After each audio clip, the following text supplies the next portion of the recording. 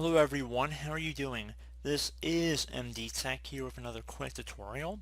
In today's tutorial I'm going to show you guys how to hopefully resolve if you're getting a secure connection failed error on your Firefox web browser, specifically regarding the invalid signing certificate.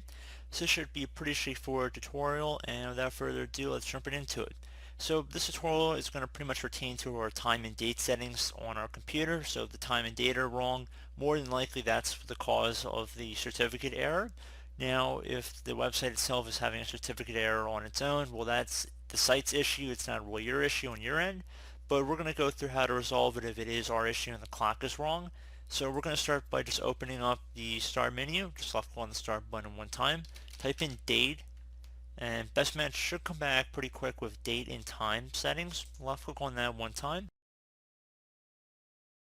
Now, if set time automatically is turned off, you maybe want to consider turning it on. See if then the time has been restored to the proper time and date settings. Now, if it has not, you can always left click on where it says change date and time and click on the change button. At this point, you can just select the correct date as well as the time and left click on change. So pretty straightforward process there. So try setting it automatically. If you're not getting for some reason automatically correct, you can change your time zone as well listed under here. And pretty much you should be good to go. Close out of this. If you want to restart your computer, you can, but I definitely would suggest restarting the web pages you were having the problem with and see if that had an immediate effect on resolving the problem. So as always, thank you guys for watching this brief tutorial. I hope I was able to help you out, and I do look forward to catching you all in the next tutorial. Goodbye.